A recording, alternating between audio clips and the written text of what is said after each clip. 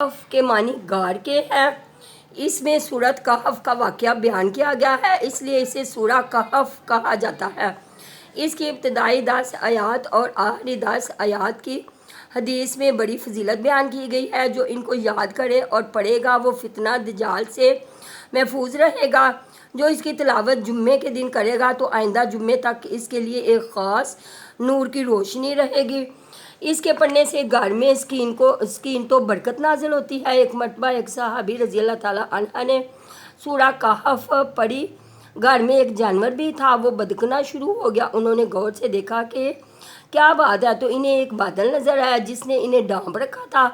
صحابی رضی اللہ تعالیٰ عنہ نے اس واقعہ کا ذکر نبی صلی اللہ علیہ وسلم سے کیا تو آپ صلی اللہ علیہ وسلم نے فرمایا اسے پڑھا کرو۔ قرآن پاک پڑھتے وقت سکینت نازل ہوتی ہے۔ یہاں کوئی کجی اور رائے اعتدال سے انحراف اس میں نہیں رکھا، بلکہ اسے قیم یعنی سیدھا رکھا۔ یہاں قیم کے معنی بندوں کی دینی دنیاوی مسئلہ کی رعایت و حفاظت کرنے والی کتاب من لدنہ، جو اس اللہ کی طرف سے صادر یا نازل ہونے والا، جیسے یہودیوں، عیسائیوں اور بعض مشرکین فرشتے اللہ کی بیٹیاں ہیں کا عقیدہ ہے۔ اس کلمہ تہمت سے مراد یہی ہے کہ اللہ کی اولاد نہیں ہے، یہ جھوٹ ہے۔ بہذا الحدیث اس بات سے مراد قرآن کریم ہے۔ کفار کے ایمان لانے کی جتنی شدید خواہش آپ صلی اللہ علیہ وسلم رکھتے تھے اور ان کے اعراض و گریز سے آپ صلی اللہ علیہ وسلم کو جو سخت تکلیف ہوتی تھی، اس میں آپ صلی اللہ علیہ وسلم کی اسی کیفیت اور جذبے کا اظہار ہے۔ روئے زمین پر جو کچھ بھی ہے، جو حیوانات، جمادات، نباتات، معدنیات اور دیگر مدفون خزانے، یہ سب دنیا کی زینت اور اس کی رونق ہے۔ سعیدن صاف میدان، جرزن بالکل ہموار جس میں کوئی درخت وغیرہ نہ ہو، یعنی ایک وقت آئے گا یہ دنیا اپنی تمام تر رونقوں سمیت فنا ہو جائے گی اور روئے زمین ایک چٹیل اور ہموار میدان کی طرح ہو جائے گی۔ اس کے بعد ہم نیک و بد کو ان کے عملوں کے مطابق جزا دیں گے، یعنی یہ واحد بڑی اور عجیب نشانی نہیں ہے، بلکہ ہماری ہر نشانی ہی عجیب ہے۔ یہ آسمان و زمین کی پیدائش اور اس کا نظام شمس و قمر اور کواکب کی تسخیر، رات اور دن کا آنا جانا اور دیگر بے شمار نشانیاں کیا کم تعجب انگیز ہیں۔ کہفن اس غار کو کہتے ہیں جو پہاڑ میں ہوتا ہے۔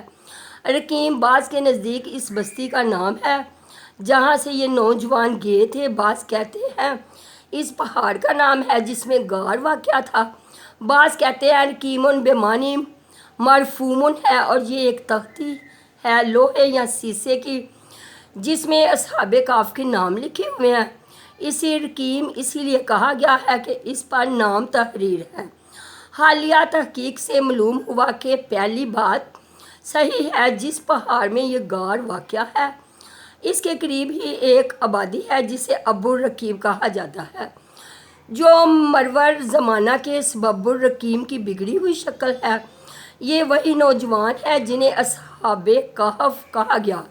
تفصیل آگے آ رہی ہے۔ انہوں نے جب اپنے دین کو بچاتے ہوئے غار میں پناہ لی تو یہ دعا مانگی۔ اصحاب کہف کے اس قصے میں نوجوانوں کے لیے بڑا سبق ہے۔ آج کل نوجوانوں کا بیشتر وقت فضولیات میں برباد ہوتا ہے اور اللہ کی طرف کوئی توجہ نہیں۔ کاش آج کے مسلمان نوجوان اپنی جوانیوں کو اللہ کی عبادت میں صرف کریں، یعنی کانوں پر پردے ڈال کر ان کے کانوں کو بند کر دیا تاکہ باہر کی آوازوں سے ان کی نیند میں خلل نہ پڑے۔ مطلب یہ ہے کہ ہم نے انہیں گہری نیند سلا دیا۔ ان دو گروہوں سے مراد اختلاف کرنے والے لوگ ہیں۔ یا تو اسی دور کے لوگ تھے جن کے درمیان ان کی بابت اختلاف ہوا، یا عہد و رسالت کے مومن و کافر مراد ہیں، اور بعض کہتے ہیں کہ یہ صحاب کہف ہی ہے۔ ان کے دو گروہ بن گئے تھے، ایک کہتا تھا کہ ہم اتنا عرصہ سوئے رہے اور دوسرا اس کی نفی کرتا اور فریق اول سے کم و پیش مدت بتلاتا۔ اب اجمال کے بعد تفصیل بیان کی جا رہی ہے۔ یہ نوجوان بعض کہتے ہیں عیسائیت کے پیروکار تھے اور بعض کہتے ہیں کہ ان کا زمانہ حضرت عیسیٰ علیہ السلام سے پہلے کا ہے۔ حافظ ابن کثیر نے اسی قول کو ترجیح دی ہے۔ کہتے ہیں کہ ایک بادشاہ تھا دقیانوس، جو لوگوں کو بتوں کی عبادت کرنے اور ان کے نام کی نظر و نیاز دینے کی ترغیب دیتا تھا۔ اللہ تعالیٰ نے ان چند نوجوانوں کے دلوں پر یہ بات ڈال دی کہ عبادت کے لائق تو صرف ایک اللہ ہی ہے، جو آسمان و زمین کا خالق اور کائنات کا رب ہے۔ فتیۃ جمع قلت ہے، جس سے معلوم ہوتا ہے کہ ان کی تعداد 9 یا اس سے بھی کم تھی۔ یہ الگ ہو کر کسی ایک جگہ واحد کی عبادت کرتے۔ آہستہ آہستہ لوگوں میں ان کے عقیدہ توحید کا چرچا ہوا تو بادشاہ تک بات پہنچ گئی، اور اس نے انہیں اپنے دربار میں طلب کر کے ان سے پوچھا، تو وہاں انہوں نے برملا اللہ کی توحید بیان کی۔ بالآخر پھر بادشاہ اور اپنی مشرک قوم کے ڈر سے اپنے دین کو بچانے کے لیے آبادی سے دور ایک پہاڑ کے غار میں پناہ گزین ہوئے۔ یہاں اللہ تعالیٰ نے ان پر نیند مسلط کر دی اور وہ 309 سال تک وہاں سوئے رہے، یعنی ہجرت کرنے کی وجہ سے اپنے خواہش و اقارب کی جدائی اور عیش و راحت کی زندگی سے محرومی کا جو صدمہ انہیں اٹھانا پڑا، ہم نے ان کے دل کو مضبوط کر دیا تاکہ وہ ان شدائد کو برداشت کر لیں، نیز حق گوئی کا فریضہ بھی جرأت اور حوصلہ سے ادا کر سکے۔ اس قیام سے مراد